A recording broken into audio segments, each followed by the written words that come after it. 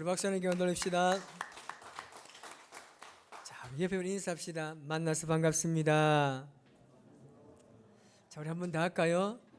이날을 기다렸습니다. 지금은 이 고인이 되셨지만 이 코미디언 중에 이 김형곤 씨라고 있습니다. 아주 이 정치 이 풍자 개그로서 굉장히 이 유명한 사람이죠. 그런 그가 이 계기를 통해서 이 국회의원까지 출마하게 됩니다. 그러나 정치에 그가 실패를 하게 되고 2달 만에 아내와 이혼하게 됩니다. 그리고 그가 운영하던 이 사업도 모두 실패하면서 인생의 나락에 떨어졌던 사람입니다. 그 사람이 몇 년이 지나고 난 이후에 변화된 모습으로 TV에 출연해서 이런 말을 한 적이 있습니다. 그가 30kg의 몸무게를 뺐는 거예요. 그 몸무게를 뺀 동기가 뭐냐면 사람들이 다 자신을 포기할 때 절대 자신은 실패한 사람이 아니라는 것을 증명하고 싶었다고 이야기했습니다. 그러면서 인생에서 중요한 것은 제조일자가 아니라 유통기한이라고 이야기를 했습니다. 여러분, 세상의 모든 것은 유통기한이 있습니다. 음식이 유통기한이 있죠. 모든 제품에도 보면 다 유통기한이 있습니다. 심지어는 인간이 하는 그 사랑에도 유통기한이 있습니다. 자, 그러면 하나님의 은혜가 유통기한이 있을까요? 없을까요? 애매하죠. 여러분, 정확하게 말하면 하나님의 은혜는 유통기한이 없습니다. 그런데 우리가 유통기한을 만들어요. 그것도 아주 짧게 만들어요. 우리가 한 번쯤은 그런 경험이 있습니다. 우리가 음식을 만들기 위해서 아주 좋은 아이디어를 가지고 이 재료들을 구입해 놓습니다. 그런데 유통기한 전에 사용하지 않아서 버린 적이 있습니까? 없습니까? 있습니다. 네. 자, 그러면 누구의 잘못인가요? 네. 우리 저 집에는 우리 집사님이 음식을 다 하시는 것 같은데 내부주의예요. 그 음식 재료를 버리는 건 내 잘못이에요. 내가 유통기한을 잘 확인하고 잘 계산해서 사용하는데 그냥 냉장고에 넣어두고 잊어버린 거예요. 그래서 버린 경우가 굉장히 많을 겁니다. 제가 예언합니다. 분명 집에 가서 냉장고를 보시면 버릴 것이 많이 쌓여져 있습니다. 한번 찾아보세요. 여러분, 출애굽기 16장에 보면 하나님께서 이스라엘 백성들에게 만나와 메추라기를 주는 사건이 생깁니다. 자, 그래서 하나님께서 먹지 못하는 그들에게 만나를 주시지 않습니까? 자, 만나의 유통기간은 얼마입니까? 하루입니다. 하나님께서 너희가 하루 걷어서 하루 먹어다는 겁니다. 그런데 사람의 욕심이 그런가요? 예를 들면 여러분 보십시오. 오늘 나가서 저 마당에 만약에 돈이 1,000원짜리가 하나 있다. 그리고 5,000원짜리 있고 10,000원짜리가 있다. 그러면 오늘은 1,000원짜리만 가져가라. 여러분, 1,000원짜리만 가져가서는 얼마나 될까요? 이스라엘 백성들이 그랬습니다. 하나님께서 하루 먹을 것만 가지고 걷어서 가라 했는데 욕심이 많은 사람의 본성 때문에 며칠분을 가져가는 사람도 있었다는 말입니다. 그것이 어떻게 되었습니까? 하루 먹는 돈은 괜찮았어요. 그런데 이틀이 지나고 삶이 계속해서 그 만나는 썩게 되는 거죠. 그리고 결국은 그것을 버리게 되는 겁니다. 여러분, 우리가 유통기한이 없는 하나님의 은혜를 간직하기 위해서는요, 내 것으로만 가만히 가지고 있어서는 안 되는 겁니다. 그렇게 되면 고이는 물처럼 썩어질 수밖에 없는 겁니다. 제가 사용하는 이 핸드폰의 앱이 참 많습니다. 그 앱 중에 당근마켓이라는 앱이 있어요. 이 어떤 것이냐 하면 내가 사용하지 않는 물건이나 몇 번 사용했지만 좀 깨끗한 물건이 있으면 이것을 아주 싼 값에 이 당근마켓이라는 중고시장에 판매하는 방식입니다. 자, 여러분 보십시오. 이게 어떻게 유익하느냐면요, 판매자는요 사용하지 않는 물건, 이제 그렇게 손이 가지 않는 물건을 싼 값이라도 팔아서 좋은 거예요. 구매자는 내가 원했던 물건이 있어요. 그런데 그것을요 아주 싼 값에 구입할 수 있기 때문에 서로에게 굉장히 좋은 매개체가 되는 겁니다. 우리나라 국민들 중에요 1,000만 명 이상이 이 당근마켓이라는 중고 거래 앱을 사용하는 것으로 조사됐습니다. 저는 이것을 그런 의미에서 해석합니다. 사용하지 않는 물건은 어떻습니까? 우리가 계속 가지고 있다가 남에게 주지 않으면 그냥 버려야 합니다. 그러나 그것을 나누면 서로에게 기쁨이 되는 것이죠. 내 안에 하나님의 은혜가 있습니다.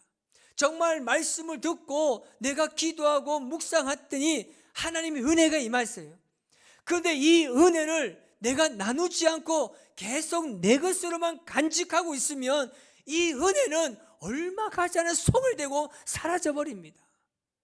고익해서는 안 되는 겁니다. 그래서 우리는 내가 가지고 있는 기도 제목도 나누고 사랑도 나누고 감사도 나누고, 그러면 더 큰 은혜를 경험할 수 있는 겁니다. 여러분, 여기서 중요한 하나의 사실이 있습니다. 뭐냐면 내가 그것을 나누는 순간 내가 변화가 돼요. 내 삶에 내 안에 뭔가 나도 모르는 하나님의 놀라운 은혜로 내 믿음이 점점 성장하게 되는 것입니다. 예수님께서 제자들을 데리시고 이 가이사랴 빌립보 지방으로 가십니다.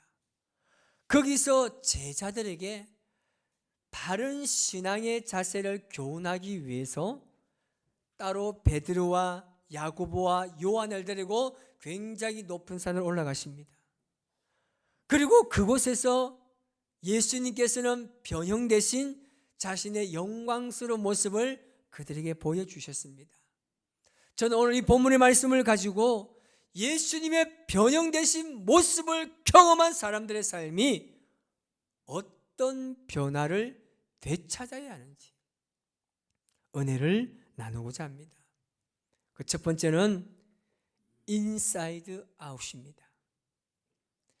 스티븐 콥이라는 사람이 쓴 성공한 사람의 7가지 습관에서 사람의 변화에서 가장 중요한 것이 무엇인가? 그것이 바로 인사이드 아웃이라고 이야기했습니다. 이 말은 뭐냐면 내면에서 시작해서 외면으로 변화되는 과정을 말합니다. 쉽게 말하면 그겁니다. 내면이 변화되어야 내 외면이 변화된다는 겁니다. 여러분, 내면과 외면의 일치는요 굉장히 중요합니다. 오늘 많은 사람들을 보면 내면과 외면이 불일치 속에 살아가는 사람들이 굉장히 많습니다. 내면과 외면이 서로 분리되고 따로 놀게 되면요 내가 누구인지 몰라요. 내가 무엇을 해야 하는 사람인지 모르고 내가 어떤 일을 지금 해야 할지를 전혀 모르게 되는 겁니다. 예수님께서 베드로와 야고보와 요한을 데리시고 변형되신 모습을 보여주셨습니다. 자, 그때 예수님은 어떻게 변형되셨습니까? 색깔의 변화가 아니에요. 빛으로 인해서 너무 밝아져서 아무도 볼 수 없을 정도가 되었다는 겁니다. 오늘 말씀해 보니까 세상에서 빨래하는 사람이 빨아도 이렇게 희게 할 수 없을 만큼의 밝음으로 변형되셨습니다. 이것은 예수님의 변형은요, 예수님의 본질적인 변형입니다. 여러분 잘 아는 사도 바울 보십시오. 그가 사람들을 옥에 가두고 예수님 믿는 사람들을 죽이는 그가 다메섹 도상으로 갑니다. 물론 그의 걸음은 또 예수 믿는 사람을 잡아서 옥에 가두거나 죽이기 위해서 가는 그 길입니다. 그때 그가 무엇을 만납니까? 예수님의 빛을 만납니다. 예수님께서 하늘에서 그에게 빛을 비춰주는데 그 옆에 있는 사람들은 전혀 알지도 못하고 보지도 못합니다. 그러나 바울은 그 빛을 경험하게 됩니다.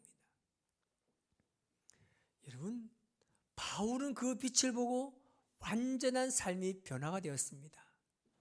그 내면에서부터 일어나는 변화가 외적인 증거로 그의 삶에 그대로 나타났습니다. 그런데 오늘 제자들을 보십시오.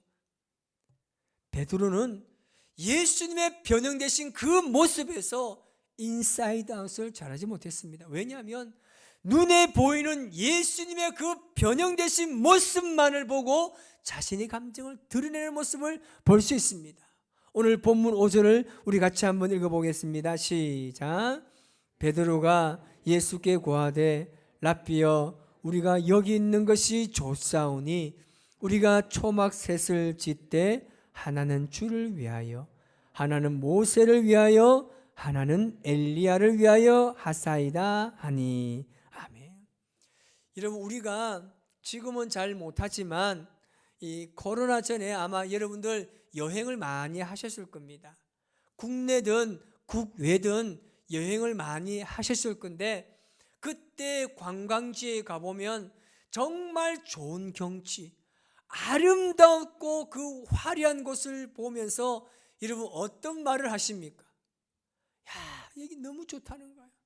어떻게 이런 경치가 좋고 이렇게 화려한 곳이 있을 수가 있느냐고 이야기하면서 나도 여기서 정말 살고 싶다는 말을 한 적이 있습니까? 없습니까? 있잖아요. 얼마나 좋습니까?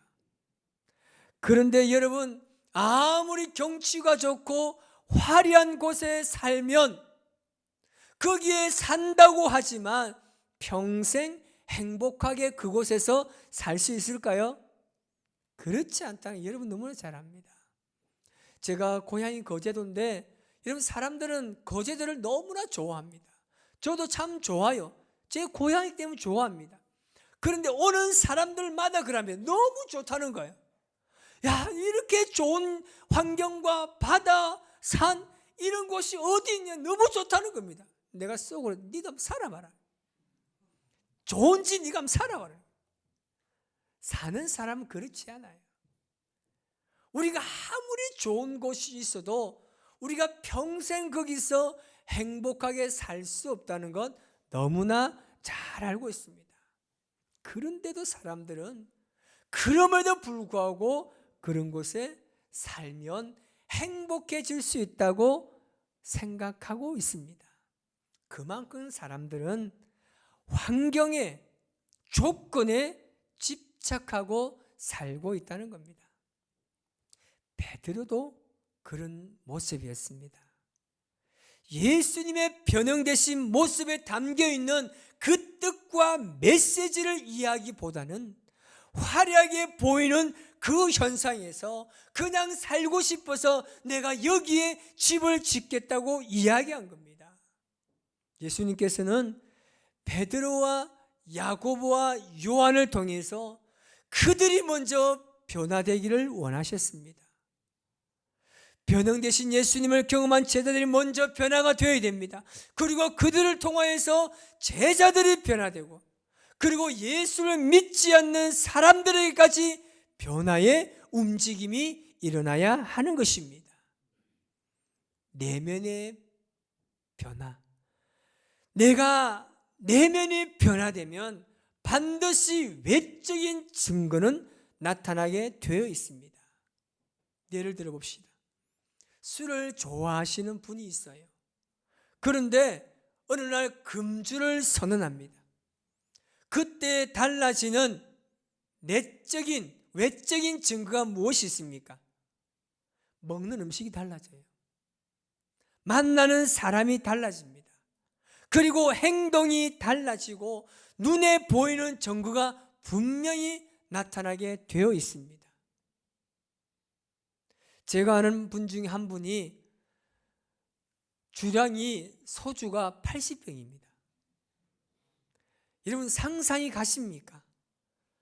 소주를요 앉는 자리에서 80병을 마십니다. 마셔보셨나요? 안 마셨으면 말을 못합니다. 그런데 어느 날 그분이 금주를 선언합니다. 금주를 선언하는데 술자리에 앉아 있어요. 손이 어떨까요? 달달달달 떨리는 거예요. 입술이 바짝바짝 말라요. 왜요? 너무 먹고 싶으니까. 얼마나 먹고 싶은지 몰라요. 그런데 결국 참아내요.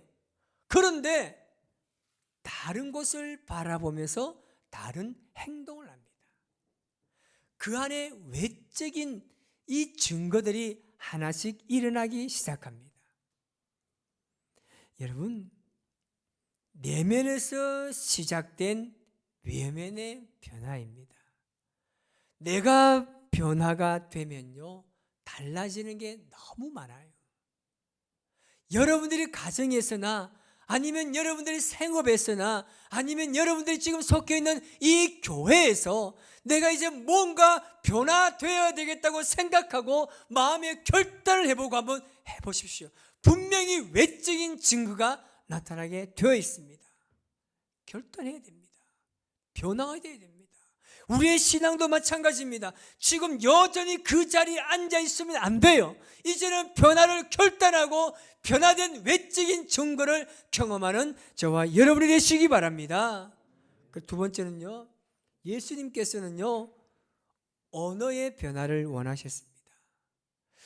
유대인의 랍비 문서에 보면 이런 기록이 있습니다. 화살은 40보에서 50보 거리의 사람을 죽이지만 사람의 혀는 하늘에 입을 두고 땅을 휩쓴다라는 말이 있습니다. 이 말의 뜻이 무엇입니까? 우리가 말하는 말이 때로는 치명적인 결과를 초래할 수 있다는 말입니다. 우리 인간의 삶에서 돌이킬 수 없는 몇 가지가 있는데 대표적인 세 가지가 있습니다. 그것은 바로 쏜 화살과 잃어버린 기회, 그리고 내뱉는 말입니다. 일단 쏜 화살은요 멈출 수가 없죠. 이미 놓친 기회를요 붙잡을 수도 없습니다. 그리고 한번 내뱉은 말은 결코 다시 줄 수가 없는 겁니다. 사람은 자기가 한 말에 책임을 져야 되죠. 그렇기 때문에 책임질 수 있는 말을 해야 합니다. 예수님께서 앞으로 자신이 걸어가야 하시는 그 십자가의 길에서 말씀하실 때 베드로의 반응이 어땠는 줄 아십니까? 예수님께서 앞으로 고난을 당하시고 십자가를 지시고 죽어야 하는 그 사실을 이야기할 때 베드로가 절대 예수님 걸을 수 없다면서 항변하며 붙잡았습니다. 그때 예수님께서 베드로에게 뭐라고 말했습니까? 사탄아, 내 뒤로 물러가라. 내가 하나님의 일을 막는구나. 예수님 말씀이 그랬습니다. 예수님께서는 하나님의 뜻을 헤아리지 못하는 베드로의 언어가 바뀌기를 원하셨습니다. 여러분, 우리가 사용한 언어는 어디에 시작됩니까? 생각에서 시작됩니다. 그래서 긍정적이고 행복한 말은 긍정적이고 행복한 생각에서 나온다는 사실을 꼭 기억하시기 바랍니다. 그래서 우리 그리스도인들도 이제 좀 언어를 달라야 됩니다. 그리스도인다운 언어를 사용해야 합니다. 이 말은 뭐냐면 우리의 생각이 그리스도인다운 생각을 해야 하는 겁니다. 여러분, 세상에 나가면서 얼마나 많은 욕을 하시나요? 우리의 언어가 과연 세상에 살아가면서 정말 그리스도인다운 언어를 하시나요? 저는 정말 놀란 것이 뭐냐면 제가 예수님을 처음 믿을 때 군대에서 예수님을 믿었어요. 그런데 정말 제가 깜짝 놀란 게 뭔지 아십니까? 어느 순간 제가 예수님 믿었는데 며칠 지나지 않아서 제가 이상하게 욕을 하지 않는 거예요. 저는요, 잘 아시다시피 엄청난 욕을 했던 사람입니다. 그런데 어느 순간 예수님 믿고 난 후에 욕이 사라졌어요. 여러분 혹시 이런 경험 해보셨습니까? 우리 그리스도 언어가 달라야 됩니다. 우리 언어가 어떻게 변화해야 됩니까? 첫 번째는요, 우리 언어가요, 살리는 언어로 바뀌어야 됩니다.